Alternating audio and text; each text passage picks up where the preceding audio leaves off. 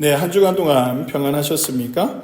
예, 오늘은 우리가 너무나도 잘 알고 있는 말씀, 마태복음 14장 24절서부터 32절 말씀을 함께 보았습니다. 오늘서부터 우리는 사순절 18일서부터죠. 그리고 우리가 첫 주가 되는 사순절 첫 주의 시간을 보내고 있습니다. 어쩌면 우리가 이 사순절 기간, 우리가 살아가는 이 시대는요, 많은 사람들이 이렇게 고백할 수 있을 것입니다. 지금 내가 살아가는 삶이 광야입니다. 라고. 광야는요, 우리의 인생에 있어서 광야는 특별한 장소가 아니라, 광야는요, 고난과 고통이 있는 내 삶의 자리, 혹은 힘듦과 외로움이 있는 자리, 그렇게 내가 살아가는 그 자리가 어쩌면 여러분들의 삶의 광야라고 이렇게 볼 수도 있을 것입니다. 그래서 우리는 힘들게 살아가는 이 인생 가운데 나는 광야를 맛보고 있습니다. 정말 힘들게 살아가고 노력하고 살아가는 이 삶이 너무나도 고단합니다라고 이야기하시는 분들도 있을 것입니다. 그리고 대부분들이 그렇게 또 살아가실 것입니다. 사순절이라고 해서요, 그렇게 힘들게 살아가는 여러분들에게 사순절이라고 해서 특별히 절제하라고 말할 수가 없습니다. 고난주간이라고 해서 여러분들에게 특별히 고난을 만들어서 고난에 동참하라고 하기에도 힘든 인생들을 살아가고 있다는 것을 너무나도 잘 알고 있습니다. 어쩌면 지금 여러분들이 살아가는 그 삶 자체가 절제이며 고난이며 그 힘든 시기를 광야를 걷고 있는 인생과 같을 것이다라는 생각이 그렇게 강요할 수 없는 그런 시대를 우리가 살아가고 있다라고 생각을 합니다. 어쩌면 사순절을 따로 결단할 수 있는 사람들이 있다면 이미 견딜만 할 만한 삶을 살아가기 때문에 특별히 내가 오늘은 좀 고난에 동참해볼까? 이런 여유를 부릴 수 있는 그런 모습으로 비춰질 수도 있는 시대가 바로 그런 우리가 살아가고 있는 시대라고 할 수 있습니다. 오늘 우리는 모두가 각자의 광야에 서 있다라고 할 수가 있습니다. 그 여러분들의 인생의 폭풍을 만나고 살아갈 수도 있습니다. 그래서 오늘 성경 본문을 통해 광야보다 더 힘든 폭풍 속에 있는 베드로를 통해서 하나님께서 주시는 그 놀라운 말씀을 함께 나누고자 합니다. 오늘 우리가 본 이 본문은 너무나도 잘 알려진 본문이기도 합니다. 예수님이 물 위를 걸으셨다라는 거죠. 제가 여러분들에게 문제를 하나 내겠습니다. 물 위를 최초로 걸은 사람이 누굴까요? 라는 겁니다. 물 위를 최초로 걸은 사람. 예수님 빼고. 정답이 여기 나왔는데 베드로지 않겠습니까? 그렇지 않아요? 베드로예요, 베드로. 베드로가 물 위를 걸었습니까? 걷지 못했습니까? 라고 묻는다면 오늘 이 설교를 들으면 베드로가 물 위를 걸었다라는 것을 확실히 알 수가 있습니다. 이게 어떤 사건이냐면 예수님께서 5,000명을 먹이시고 난 이후에 제자들로 하여금 먼저 저쪽으로 가라고 이렇게 배를 띄워서 건너편으로 가라고 하십니다. 그래서 그 제자들이 배를 띄워서 가고 있는 가운데 사시경이라고 나오는데 우리나라 시간으로 하면 새벽 한 3시서부터 6시 사이를 사시경이라고 합니다. 새벽이죠. 새벽에 큰 풍랑을 만나게 됩니다. 큰 풍랑을 만나서 제자들이요, 그 배에서 그 풍랑을 이기려고 애쓰고 있을 때 저 멀리서 한 사람이 걸어오는데 그 사람을 보고 제자들이 뭐라고 생각했습니까? 유령, 귀신이라고 생각했어요. 두려워하지요.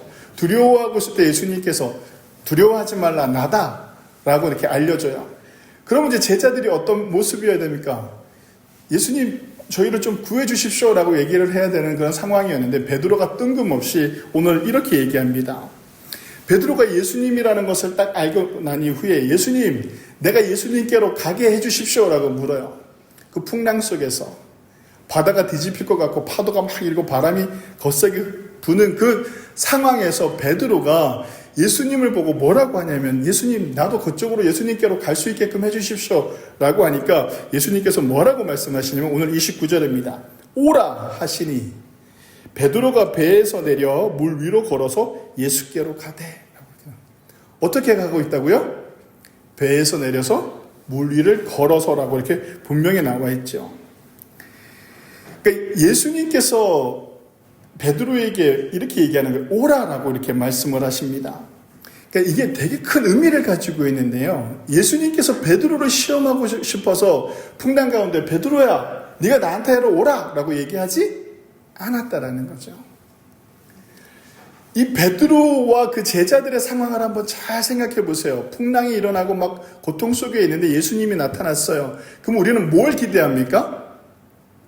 예수님이 빨리 내 배 안으로 들어오기를 원하시죠. 그렇지 않나요? 그래야지 모든 게 다 해결될 수 있다라고 생각을 하니까. 근데 베드로가요, 엄청난 결단을 합니다.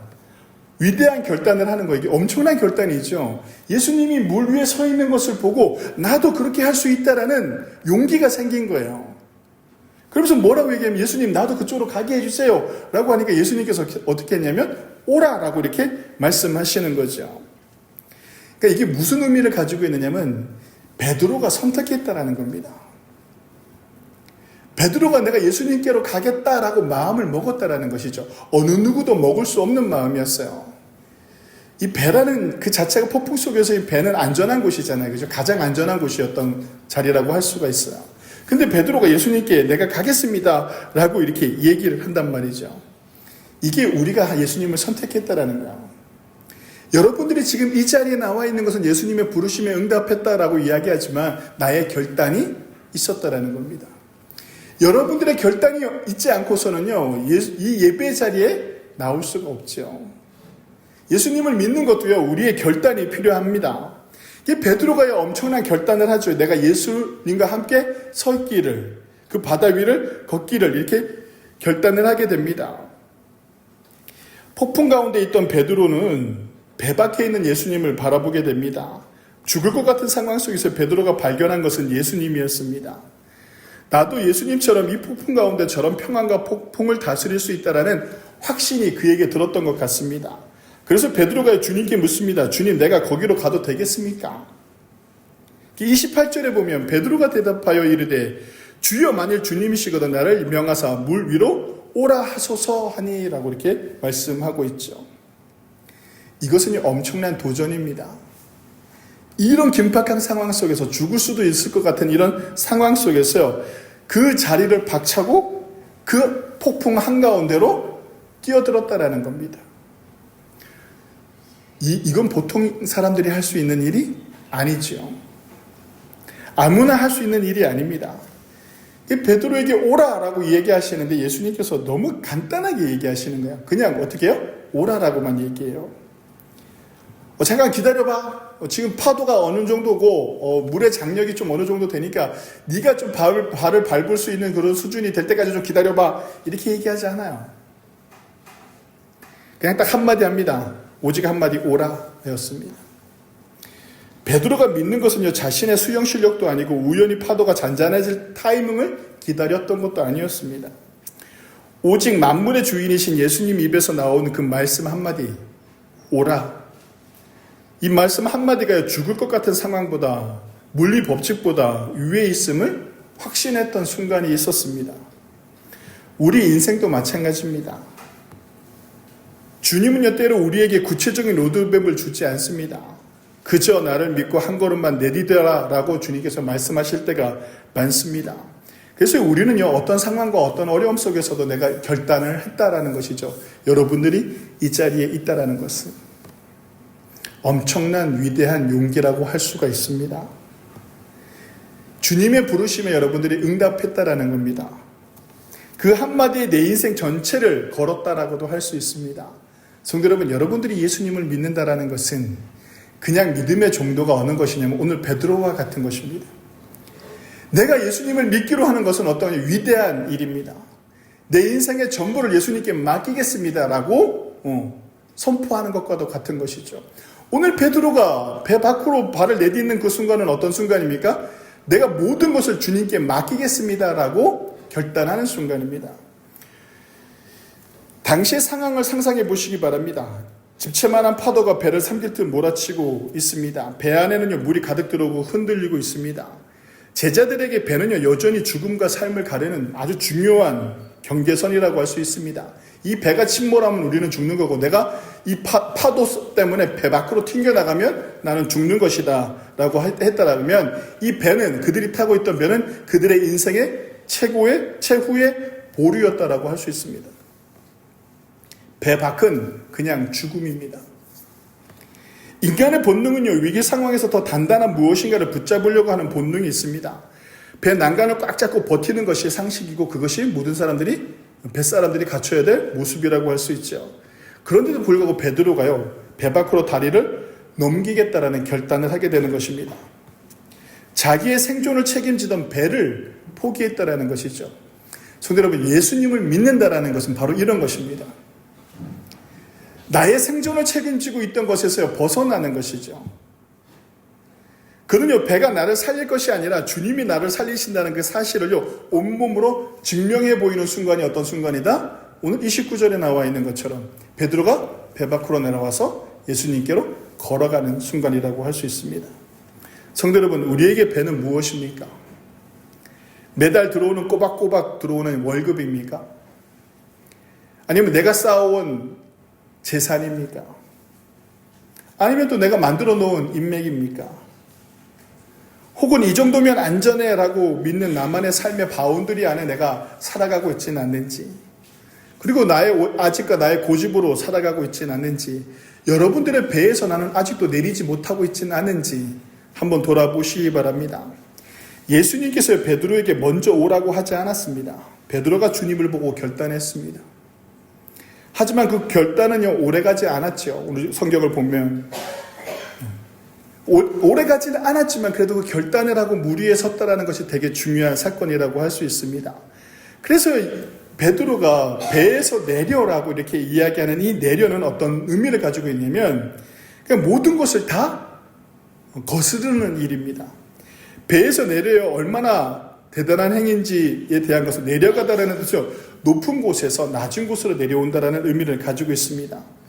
베드로가 배 난간에서 발을 떼어 물 표면에 닿는 그 순간, 그는요, 모든 것을 다 내려놓는 순간이라고도 할 수가 있는 것이죠. 발바닥에 닿는 느낌이 딱딱한 나무 판자가 아니다라는 사실을 우리는 알고 있습니다. 차갑고 물컹하고 언제든지 내가 빠질 수 있는 그런 바다. 그 이질감을 이겨내는 것이 초자연적인 용기입니다. 내가 상상할 수 없는 그런 일들이 내 앞에 벌어지게 되는 것이죠.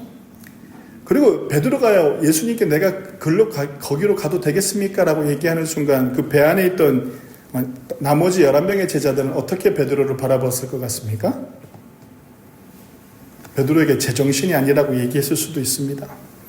죽으려고 그러냐? 라고 얘기할 수 있습니다. 뭐 인생을 포기하려고 그래? 라고 얘기할 수도 있습니다. 여러분, 우리가 예수님을 믿는다라는 것은요, 많은 세상 사람들에게 이런 소리를 듣게 되어 있습니다. 예수님께 물질을 드리고, 내가 예수님께 시간을 드리고, 예수님께 내 정성을 드리고, 예수님께 내 모든 것을 드릴 때요, 세상 사람들이 받았을 때는 어쩌면 베드로와 같은 그런 멍청한 짓을 하고 있는 사람으로 보여질 수 있다는 겁니다. 아마 속으로 비웃었을 것입니다. 위대한 결단은요, 내가 주님을 믿겠다라고 결단하는 그 결단은요, 다수의 사람들에게는요, 비아냥거리로 비춰줄 수 있습니다. 우리는 흔히 물 위를 걷는 것에만 집중하지만 성경은 베드로가요, 배에서 내렸다라는 게 중요한 것입니다. 이 배가 여러분들의 인생에 무엇입니까? 물질이 될 수도 있고, 가정이 될 수도 있고, 자식이 될 수도 있고, 나의 삶의 환경일 수도 있고, 우리는 아직도 그 배를 붙들고 있지 않나 한번 돌아보시기 바랍니다. 인생의 가장 큰 실패는요, 물에 빠지는 것이 아닙니다. 주님이 부르시는데도 배 안에서 한 발자국도 움직이지 않는 것이 바로 인생의 실패한 삶이라고 할 수가 있습니다. 그러니까 제가 서두에도 말씀드렸지만 베드로가요, 물 밖에 서서 예수님께로 걸어가는데 오래 가지 못합니다. 30절에 보면 베드로가요, 바람을 보고 무서워서 빠져가는지라라고 이렇게 이야기하고 있습니다. 여기서 보다라는 단어가 나옵니다. 베드로가 물 위에서 섰을 때 있었던 유일한 이유는 주님께 시선을 고정했기 때문에 그가 물을 위에 설 수 있었다라는 것이죠. 베드로가 누굴 봤습니까? 폭풍 가운데 예수님을 바라봤다라는 겁니다.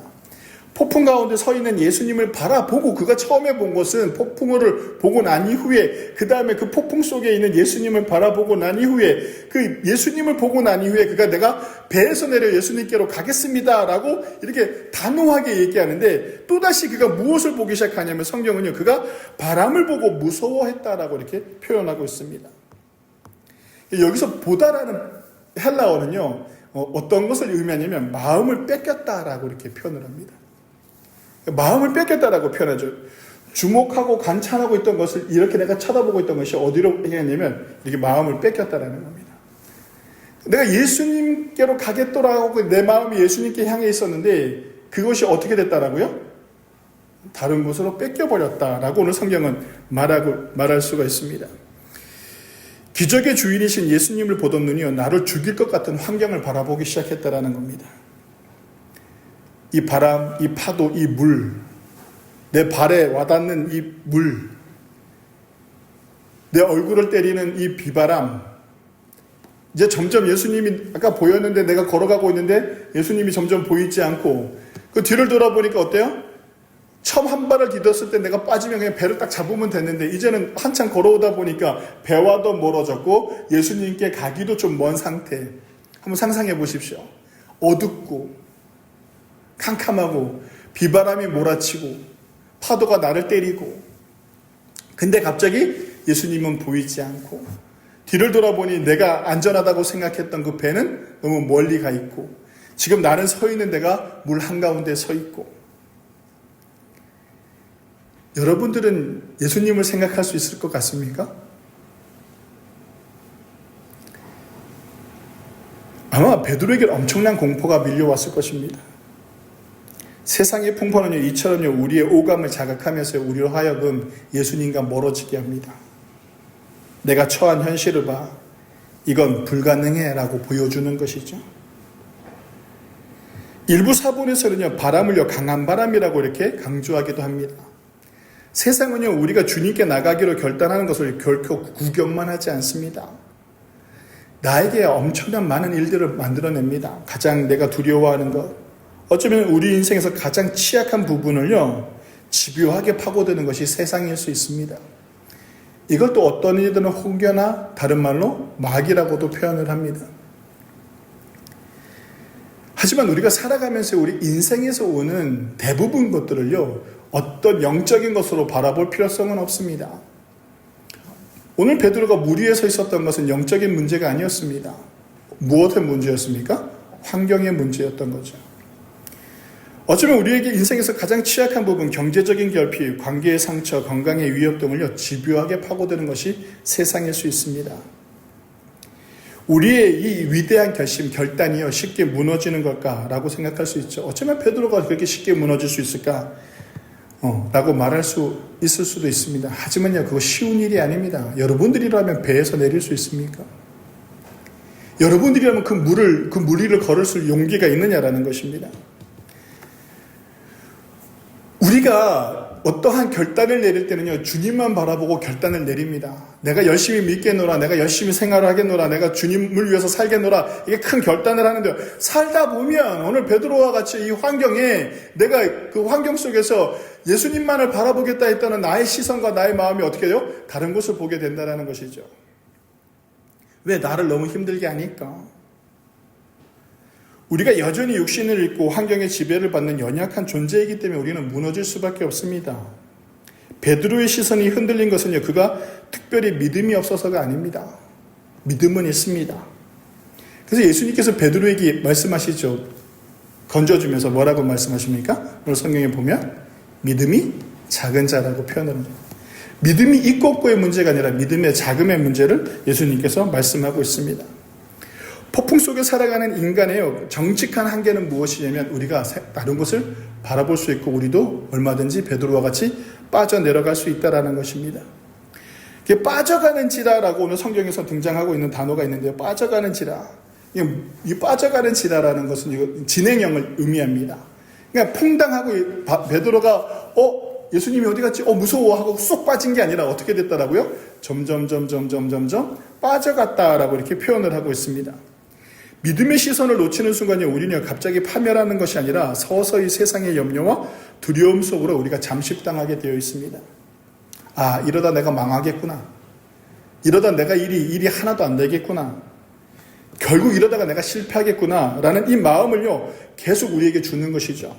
어느 순간 점점 어떻게 해요? 예수님으로부터 멀어지게 되는 것입니다. 그렇게 멀어지게 되면요, 우리는 정말 회복할 기능을 잃어버리게 됩니다. 성경은요, 또 다른 반전을 제시합니다. 이렇게 점점 빠져내려가는 베드로가요, 어떻게 하느냐면 예수님을 향해서 이렇게 이야기합니다. 30절에서 31절에 나와 있는데요. 소리질러 이르되 주여 나를 구원하소서라고 베드로가 부르짖기 시작합니다. 이 베드로가 실패하는 것이죠. 예수님께로 가는 일을요, 실패하게 됩니다. 근데 실패가 끝이 아니다라는 것이죠. 우리 그리스도인들에게는 바로 그 희망이 있는 것이죠. 그 반전이 있는 것이에요. 베드로가요, 정말 결단을 하고 무리를 걷다가 그 물에 점점 빠져가서 죽게 되어 있습니다. 그래서 베드로가 어떻게 하냐면 주여 나를 구원하소서라고 소리를 지릅니다. 가장 처절하고 진실한 기도라고도 할 수 있죠. 부르짖음이라고도 할 수 있죠. 얼마나 그 절규스러웠을까요, 그죠? 몽크의 절규보다 더 큰 소리로 그 표정이 더 큰 표정이지 않았을까라는 상상을 좀 해보게 됩니다. 성도 여러분, 우리는 실패할 수 있습니다. 일이 잘 풀리지도 않을 수도 있습니다. 나의 위대한 결단이 정말 초라하게 무너질 수도 있습니다. 정말 무리를 걸었던 그 담대함이 점점 무너질 수도 있습니다. 그렇게 처절하게 실패할 수 있습니다. 정말 부끄럽게 실패할 수도 있습니다. 남들이 보기에 믿는 사람이 어떻게 저 정도야 라고 손가락질 당할 만한 그런 실패를, 아픔을 경험할 수도 있습니다. 근데요, 그것이 우리는 끝이 아니다라는 것입니다. 오늘 베드로가 보여준 모습은 무엇이냐면 그 순간에도 예수님을 부르짖었다라는 것이죠. 그것은 실패의 현장이 아니라 기적의 현장이 됩니다. 성도 여러분, 실패한 것 같은데 내가 거기서 다시 주님을 찾으면 거기는 기적의 현장으로 변화되어진다라는 겁니다. 이 이후가 저는 너무나도 좋습니다. 베드로가 물에 빠지고 난 이후에 일어나는 일들이 저는 너무 좋아요. 여기서 저는 너무나도 큰 위로를 받습니다. 왜냐하면 베드로가 주여 나를 구하소서라고 했더니 주님께서 어떻게 하십니까? 여기 나오는 단어가 하나 있는데 즉시라는 단어입니다. 즉시 붙잡아 주셨다라고 표현을, 헬라어로 에우데오스라고 이렇게 읽습니다. 손을 내미셨습니다. 근데 이거 그러고 난 이거 어떻게 하셨냐면 붙잡으셨다라고 하는 단어가 에우데오스라고 하는데요. 즉시 손을 내미셔서 붙잡으셨다라고 이렇게 표현을 합니다. 이거 붙잡으셨다라는 것은요, 어린아이가 물에 흘러갈 때, 물에 떠내려갈 때 어떻게 합니까? 꽉 낚아채듯이 베드로를 꽉 낚아챘다라는 표현으로 쓸 수 있는 단어입니다. 그리고 붙잡았다라는 단어는 또 어떻게 해석할 수 있냐면 확실하게 소유했다라고 이렇게 해석하기도 합니다. 그러니까 주님께 부르짖는 사람은요, 예수님께서 즉시로 그를 구원하신다라는 것입니다. 주님은요, 베드로의 위대한 결단 때문에 그를 사랑하신 것이 아니라 물에 빠져 허우적거리는 그 연약한 모습 그대로를 사랑하시고 그것을 구원해 주십니다. 우리가 주님을 향한 손을 놓칠 때도 주님은요, 결코 우리를 향한 손을 거두지 않으시는 분이 주님이시죠. 그리고 생각해 보십시오. 자, 저를 보세요. 이제 상상의 단계예요. 성경에 등장하진 않죠. 이제 상상의 단계입니다. 예수님께서 베드로를 물에서 건지셔요. 나 건졌어요. 건지고 나니면 어떻게 했을까요? 건지고 난 다음에 왜 의심하느냐, 베드로에게 얘기해요. 왜 의심하느냐, 믿음이 작은 자야 왜 의심하느냐라고 하면서 배에 오르셨다라고 얘기해요. 자, 그러면 예수님께서 베드로를 배에 어떻게 올려놨을까요? 휙 돌려서 휙 던져가지고 배 위로 땅 가게 했을까요? 아니면 뿅 해가지고 사라지게 해가지고 같이 그 자리로 똥 하고 갔을까요? 이건 상상의 영역인데요. 제가 이 말씀을 묵상하면서 너무 은혜를 받았다라는 것은 바로 여기 있습니다. 내가 베드로였다라면, 이제 상상을 해보십시오. 내가 베드로였다라면, 물에 빠져가는 나를 예수님께서 건져주시고 나를 다시 물 위에 세우셨어요. 그럼 베드로는 어떤 모습이었을까요? 당당한 모습이었을까요? 쑥 올라와가지고? 아니요. 저 같았으면 또 빠질까봐 제가 원래 고소공포증이 있고 무서움을 좀 많이 타거든요. 청량열차를 타도 저는 막 눈을 감고 막 매달려 있는 스타일인데 아마 저라면 제가 상상하기로 만약 예수님께서 나를 그 물 위에서 건져내셨다라면 저는요 예수님의 팔을 꽉 잡고 놓지 않았을 거예요. 그럼 예수님께서 그런 베드로를 어떻게 했을까요? 같이 물 위를 걸어오셨을 거예요. 그 폭풍 한가운데 파도가 치는 그 한가운데 베드로와 함께 손을 잡고 배까지 걸어왔을 것이다라는 겁니다. 주님은요 베드로의 조준손을 잡고 좀 전에 베드로가 무서워했던 그 파도 위를 다시 함께 걸어서 배로 오셨을 것입니다. 성도 여러분, 그 자리를 한번 상상해 보십시오. 폭풍은 사라지지 않았습니다. 그 폭풍 가운데서요 주님께서요 나를 꺼내주시고 나와 손을 잡고 그 걸음을 한 걸음 한 걸음 걸으셔서 다시 배 위에 올라왔다라는 것입니다. 이제 베드로는요 바람이 아니라 자기 손을 꽉 쥐고 계신 주님의 온기를 느꼈을 것입니다. 실패를 경험했기 때문에 이제는 자신의 용기가 아니라 오직 주님의 능력만을 의지하게 되는 그 순간입니다. 처음에 내가 가겠습니다 예수님만 보고 가겠습니다가 얼마나 당당했겠어요. 그죠? 나도 저렇게 걸을 수 있어. 중심이 누구였습니까? 나일 수 있어요. 근데 물에 빠지고 난 후에 예수님께서 즉시로 나를 붙들어서 일으켜 세우고 난 후에 물 위를 걸을 때는 어떻게 걸어야 됩니까? 오로지 예수님이 아니면 내가 걸을 수 없구나 라는 이 고백이 그에게 있었을 것입니다. 사랑하는 성도 여러분, 베드로가 물에 빠졌던 것은요 인생에서 지우고 싶은 흑역사가 아닙니다. 오히려 그 사건을 통해 베드로는 내가 무너져도 주님은 나를 붙드시고 나와 함께 하시는 분이다라는 것을 확신했을 것입니다. 오늘 여러분 앞에 놓인 폭풍이 너무 거세요. 주님을 향한 시선이 흔들리고 있습니까? 나의 믿음은 이것밖에 안 되나 라고 자책하고 계십니까? 기억하십시오. 주님은 여러분의 위대한 결단을 높이 평가하시고 결단 앞에 무너지는 여러분을 연약함을 더 깊이 품어주시고 붙들어주시는 분이라는 것을 꼭 기억하시기 바랍니다. 여러분을 집어삼키려 하는 인생의 그 파도 속에서요 주님의 손을 구하시기 바랍니다. 여러분, 우리는 무너질 수 있습니다. 우리는 실패할 수도 있습니다. 내 인생이 변하는 것 같지 않고 작년에 비해 올해가 더 힘들고 괴로울 수도 있습니다. 지치지 마시고 원망하지 마시고 오늘 베드로가 보여줬던 것처럼 주여 나를 구원하소서 그 간절한 부르짐이 여러분들의 삶 속에서 이 사순절 기간 가득하기를 원합니다. 여러분, 우리의 환경은 변하지 않을 것입니다. 우리의 폭풍은 사라지지 않을 것입니다. 우리의 파도는요 잠잠해지지 않을 것입니다. 더 거세게 우리에게 다가올 수도 있습니다. 그럴 때 우리가 주님과 함께 손잡고 그 무리를 걸어가시는 저와 여러분들이 되시길 주님의 이름으로 간절히 축원합니다. 기도하시겠습니다.